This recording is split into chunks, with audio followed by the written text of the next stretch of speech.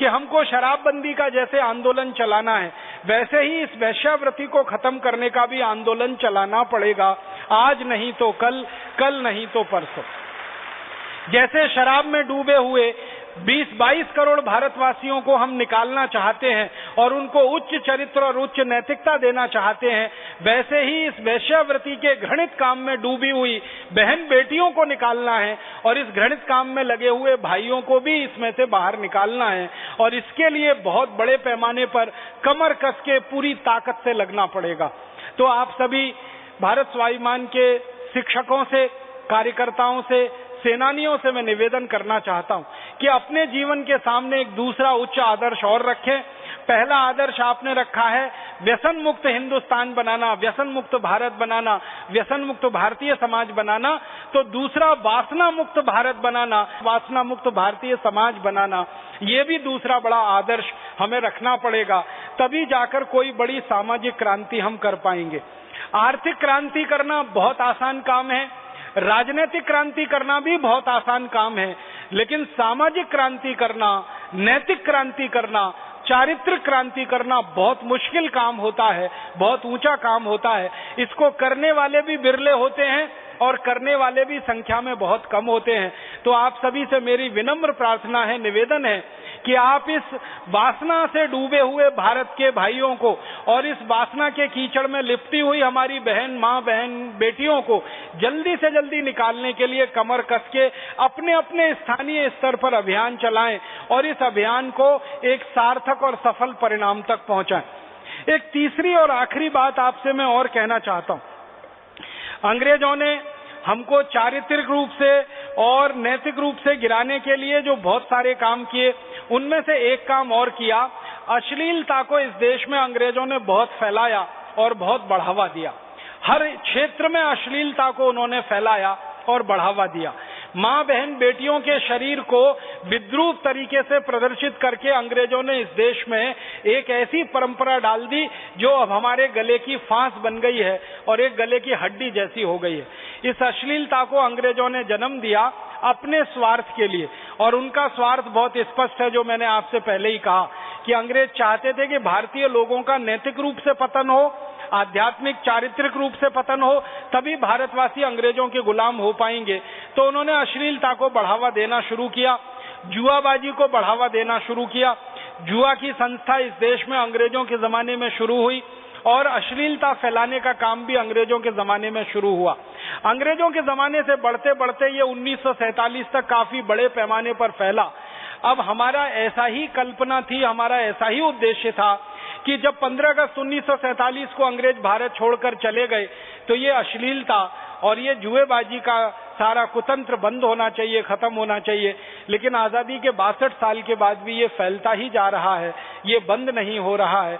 इस पर भी हमें गंभीरता से विचार करना पड़ेगा और इस पर भी हमें कमर कस के कोई बड़ा सामाजिक आंदोलन खड़ा करना पड़ेगा। अश्लीलता बहुत तेजी से फैल रही है हमारे देश में, आप जानते हैं। इसके लिए सबसे बड़ी जिम्मेदारी अगर किसी की है तो हिंदुस्तान में बनने वाले सिनेमा की है, फिल्मों की है। फिल्मों ने पिछले 50-60 वर्ष में इतनी तेजी से अश्लीलता को फैलाया है कि 10, 12, 15 साल के बच्चों तक अब ये बहुत आसानी से पहुंच में आ गई है। उसके बाद विदेशी पत्र पत्रिकाओं ने इसको बहुत तेजी से फैलाया है इस देश में और आगे बढ़ाया है।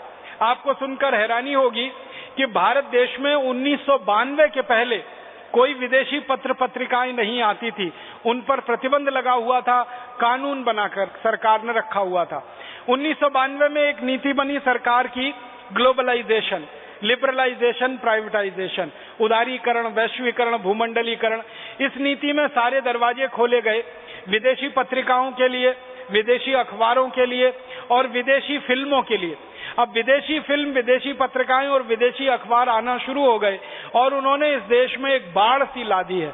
और थोड़े दिन के बाद भारत सरकार ने एक इंटरनेट की दुनिया शुरू की है और इंटरनेट की दुनिया में आप जानते हैं सबसे ज्यादा अगर कुछ देखा और दिखाया जाता है तो वो सेक्स है, अश्लीलता है और वल्गैरिटी है।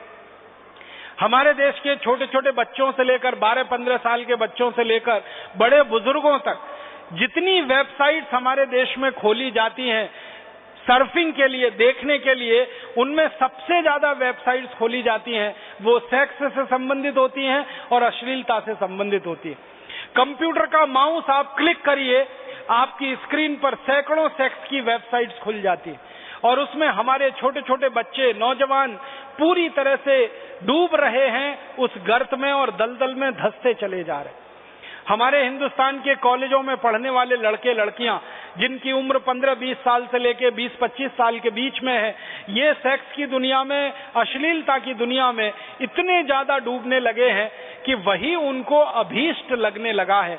और थोड़े दिनों से हमारे देश में जो बहस चली है समलैंगिकता की, कि समलैंगिकता होनी चाहिए नहीं होनी चाहिए, तो समलैंगिकता के समर्थन में वो सब नौजवान उतर पड़े हैं जो सेक्स और अश्लीलता की दुनिया में पिछले 10-15 वर्षों से डूबे हुए हैं। हमारे घर के लिए इतना बड़ा खतरा पैदा हो गया है, हमारे अपने घर के बेटे बेटियां, हमारे अपने घर के भाई बहन कब किस गलत रास्ते पर चल पड़े हमें खुद नहीं मालूम होता है। मैं कई बार लोगों के घरों में जाता हूं, अंग्रेजी पढ़े लिखे लोगों के घरों में जाता हूं, वो मुझे कहते हैं कि राजीव भाई, हमारे बेटे या बेटी ने जब हमें कंप्यूटर मांगने की जिद की तो हमको सबसे बड़ा डर यही लगता है अपने मन में कि पता नहीं ये कंप्यूटर खरीद के हम दे रहे हैं, इस कंप्यूटर का हमारे बच्चे सदुपयोग करेंगे या दुरुपयोग करेंगे। क्योंकि कंप्यूटर आते ही इंटरनेट कनेक्शन आता है और इंटरनेट कनेक्शन आते ही अश्लीलता पूरे अपने निर्वस्त्र रूप में हिंदुस्तान के नौजवानों के सामने पसर गई होती है। इस अश्लीलता की भरी हुई पत्रिकाएं, इस अश्लीलता से भरी हुई फिल्में अंधाधुंध भारत में विदेशों से लाई जा रही हैं, आयात की जा रही हैं और इस देश के सिनेमाओं में दिखाई जा रही हैं। बहुत शर्म और अफसोस से मुझे कहना पड़ता है कि सभी शहरों के सिनेमा घर में सवेरे का एक शो चलता है 9-10 बजे के आसपास से लेके 12 बजे तक, वो ऐसी ही अश्लील फिल्मों का शो होता है जो विदेशों से चोरी छुपे लाई जाती हैं और हिंदुस्तान के नौजवानों को दिखाई जाती। और हमारे देश के नौजवान अपना स्कूल छोड़कर, कॉलेज छोड़कर, अपनी कक्षाएं छोड़कर, अपनी पढ़ाई छोड़कर सबसे ज्यादा फिल्में देखने पहुंचते हैं तो ये सवेरे के शो में ही पहुंचते हैं जो 10 से 12 के बीच में होता है, जिसमें अश्लील फिल्में दिखाई जाती। आप सोचिए, हिंदुस्तान नौजवानों का देश है, सारी दुनिया में सबसे ज्यादा नौजवान अगर कहीं हैं तो वो इसी हिंदुस्तान में है। भारत की जनसंख्या का कुल आकलन करें तो 115 करोड़ की हमारी जनसंख्या है। इस 115 करोड़ की जनसंख्या में लगभग 60 करोड़ हमारे नौजवान हैं और ये 60 करोड़ नौजवान आप अगर अश्लीलता की खाई में इनको धकेल देंगे, इन नौजवानों को अगर अश्लीलता में आप डुबो देंगे, इन नौजवानों को सेक्स की वल्गैरिटी में आप जाने देंगे, तब तो हिंदुस्तान का भविष्य पूरी तरह से चौपट होने वाला है। इसलिए इस अश्लीलता के खिलाफ भी हमको एक बड़ा अभियान और बड़ा संघर्ष चलाना पड़ेगा। आप बोलेंगे हम क्या कर सकते हैं?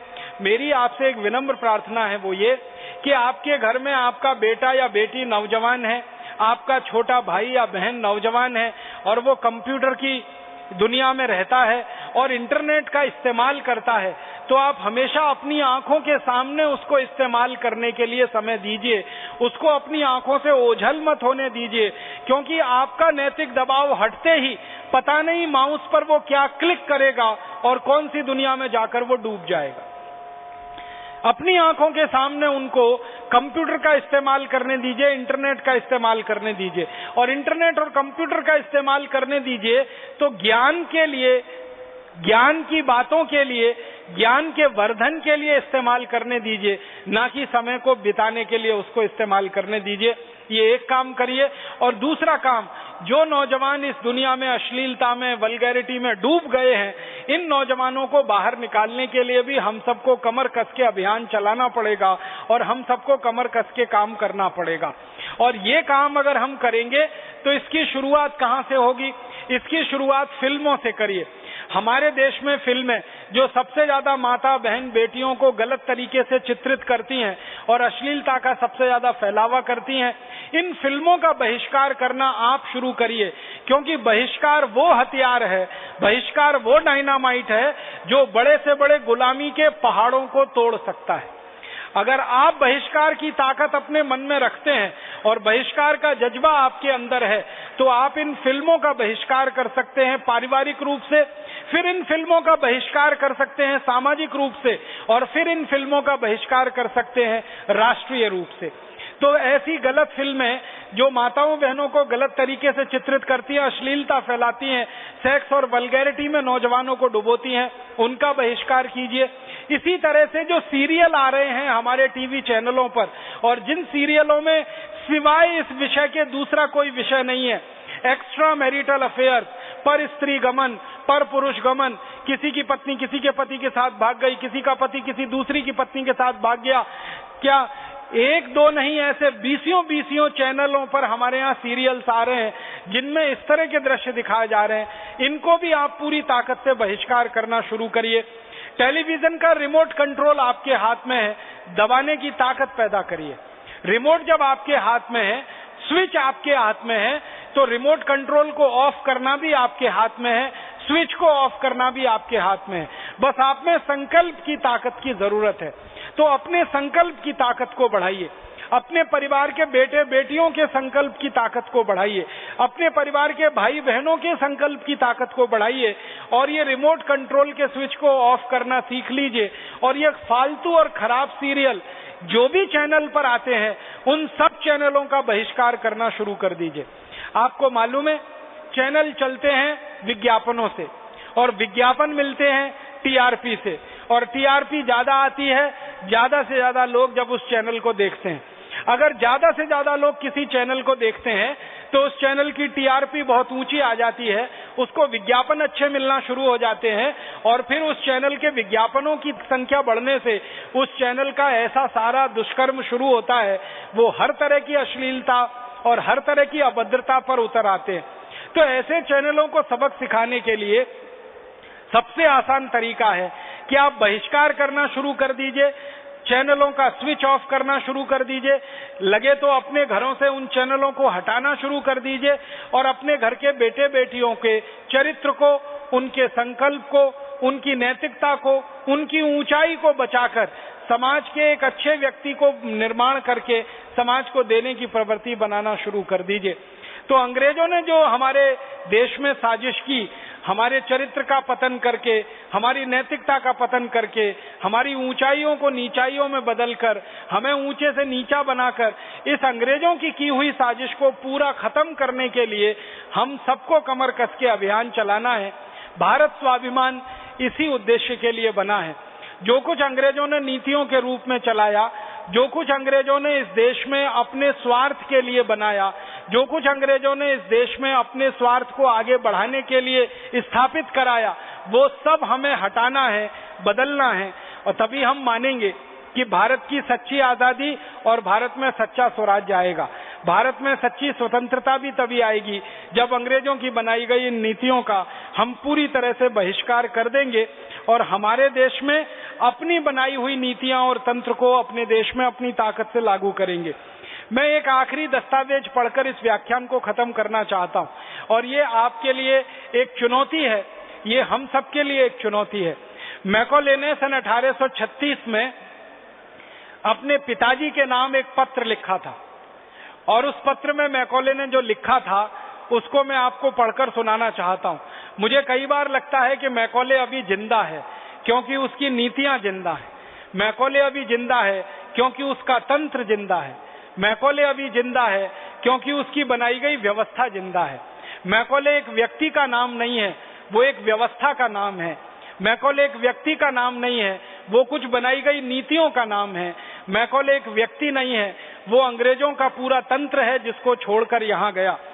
मैकॉले ने सन 1836 में अपने पिताजी को एक पत्र लिखा, और उसमें वो कहता है कि मुझे पूरा विश्वास है कि यदि हमारी अंग्रेजी नीतियों के अनुसार भारत में काम होता रहा तो आज से कुछ साल के बाद भारत के लोगों में एक भी व्यक्ति ऐसा नहीं रह जाएगा जो सच्चा भारतीय हो। इसको मैं फिर से पढ़ के सुनाना चाहता हूं आपको। मैकॉले अपने पिता को लिख रहा है सन 1836 में, मुझे पूरा विश्वास है कि यदि हमारी अंग्रेजी नीतियों के अनुसार भारत में काम होता रहा तो आज से कुछ साल के बाद भारत के लोगों में एक भी ऐसा व्यक्ति नहीं रह जाएगा जो सच्चा भारतीय हो। और सच्चे भारतीय की उसकी परिभाषा क्या है? चरित्र में ऊंचा, नैतिकता में ऊंचा, आध्यात्म में ऊंचा, धार्मिक रूप से ऊंचा, झूठ नहीं बोलने वाला, सत्य का आचरण करने वाला, हमेशा धर्म के रास्ते